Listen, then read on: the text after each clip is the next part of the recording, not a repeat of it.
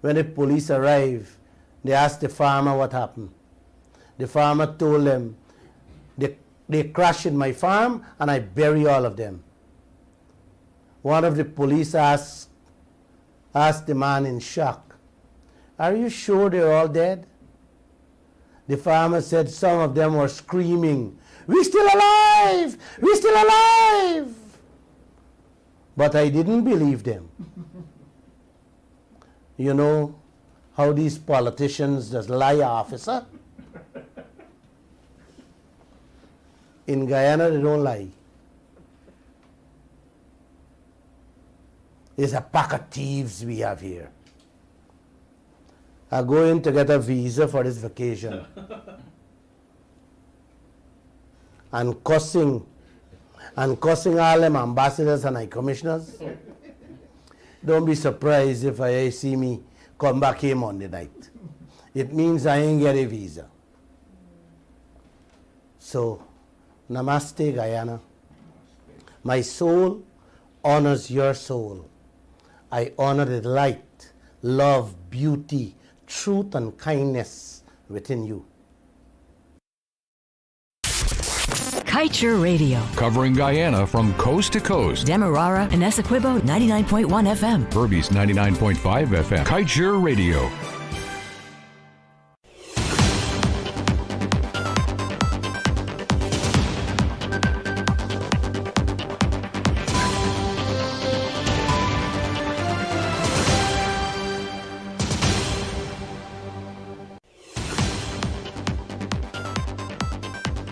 Hello, thank you for tuning in to Kaieteur Radio. I'm Kevin Smith and welcome to your news at noon. These are the top stories we're tracking.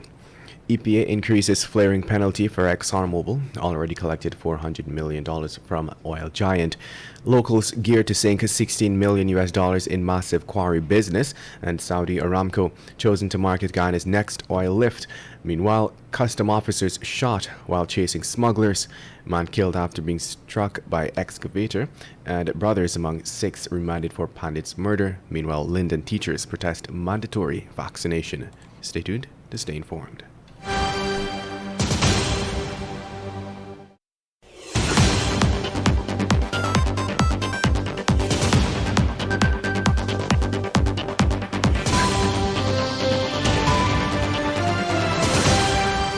Guyana, please join me on the Glenn Lal Show, 99.1, 99.5 FM, Kaieteur Radio, every Monday, Wednesday, and Friday, 7:20 p.m., and a rebroadcast of the next day at 11 a.m., just in case you missed that program.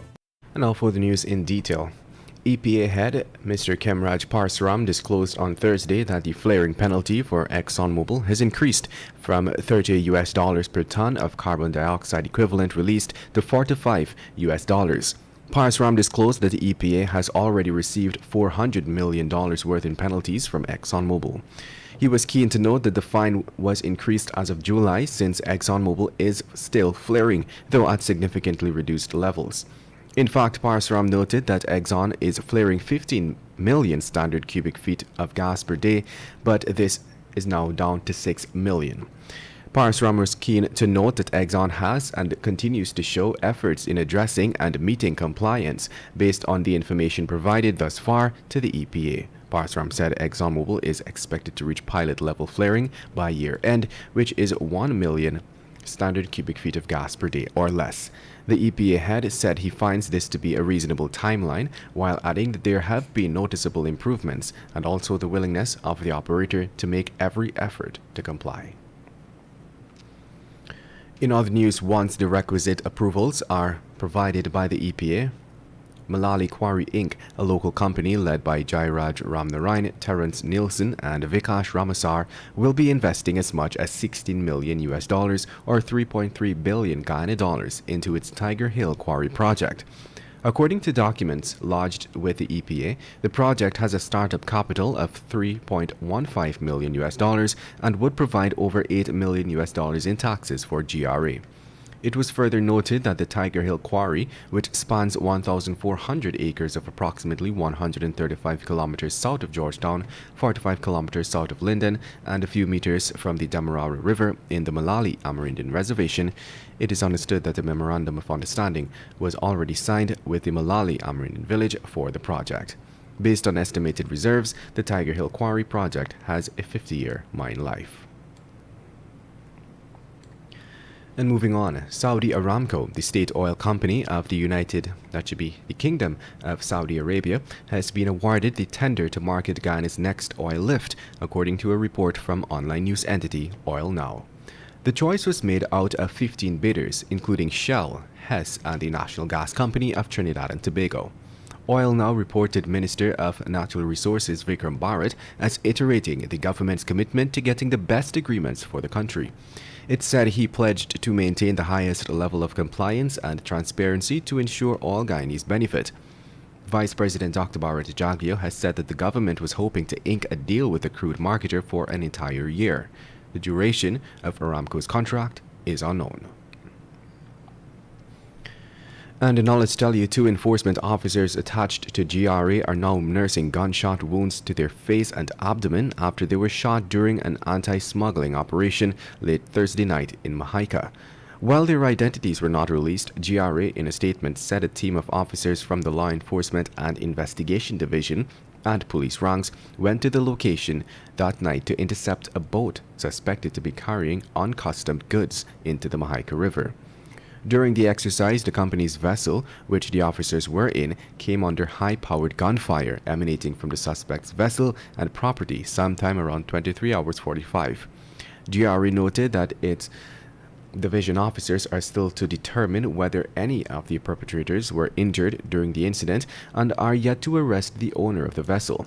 According to GRA, the owner is no stranger to them or the police since he is known for his smuggling activities. And moving on, a 40-year-old man formerly of Lima Village, Essequibo, was on Wednesday killed after he was accidentally struck to the head by an excavator's bucket. The dead man, Ricky Prasad, who was employed as a cook, was heading to his work site located in Big Hope Bakdam, Winey River, along with the excavator driver when the incident occurred. The driver had reported to the police that on their way to the work site, they observed what appeared to be a fallen tree blocking the roadway. The man then said Prasad had come off the excavator so that he could remove the tree from their path.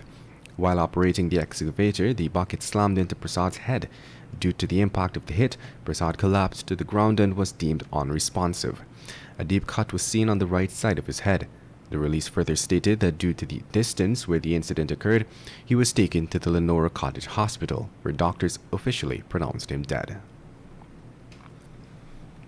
In other news, 6 men appeared at the number 51 Magistrates Court for the murder of Crabwood Creek Hindu priest and joiner Rish Bharat, called Harry Bol. Devendra Kimraj, Ramzan Ali, Javed Ghani, Anil Agrasham, Gregory Tej Pratap, and Vedanandan Kimraj all appeared before Magistrate Alex Moore yesterday. The charge read that on August 28, they murdered Rishi Bharat of Crabwood Creek, Upper Currentine. They were not required to plead to the indictable charge. Attorney Charlene Artiga represented Devendra Kemraj and Vedanand Kemraj. Artiga told the court that her clients reported that they were beaten by law enforcement officers and forced to sign a document, and she requested that a record be made. Police prosecutor Oren Joseph told the court that the police file was incomplete, following which the magistrate remanded the 6 men to prison until August 14th. And to wrap things up today, let's tell you that with support from the Upper Demerara arm of the Guyana Teachers Union, scores of Linden teachers protested yesterday against the government's mandatory vaccination policy. The Ministry of Education has made it clear that teachers returning to work on Monday must be vaccinated. The protest action started on Thursday in front of the Region 10 Department of Education and was led by union representatives Ferdinand McLeod and Collis Nicholson, as well as Member of Parliament Jermaine Figuera. On a Thursday and a Friday, they gathered in front of the department before marching through the streets of Mackenzie. They were also joined by parents and civilians who share the same sentiment that the vaccines should not be mandatory. Meanwhile, Region 10 is expected to go on a shutdown on Monday, 6th of September.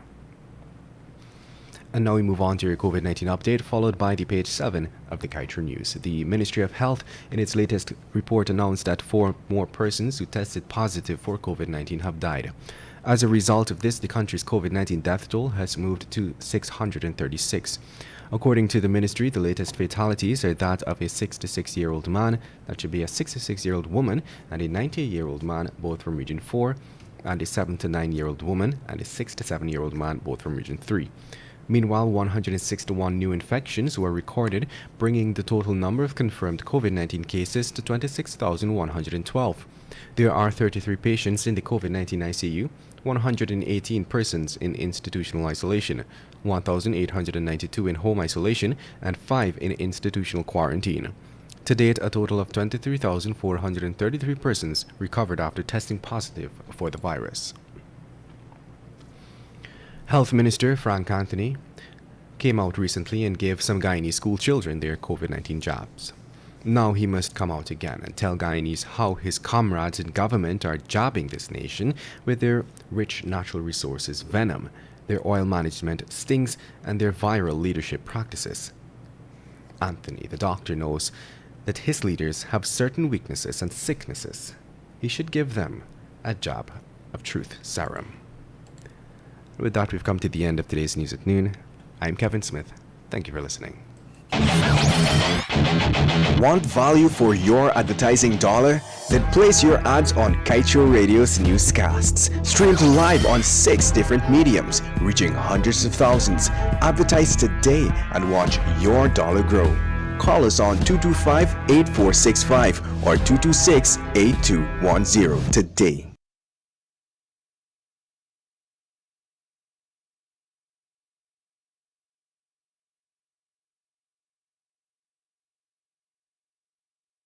I want to recognize someone in this country, a Guyanese by birth, who I think all Guyana owes a huge debt for her contribution that she has been making in this country from the beginning of this oil sector.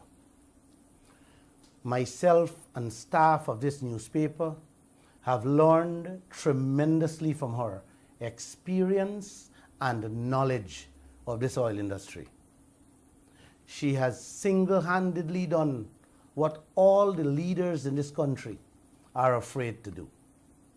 She has seen the advantage that Exxon Mobil did to us with those environmental permits for projects in the Stabroek block. After going through the permits, she found that the time frame on the life of permits was against the laws of our country. Our law spells out very clearly that no permit should exceed 5 years. But our leaders give Exxon Mobil 20 years. This lady took that matter before our courts and won.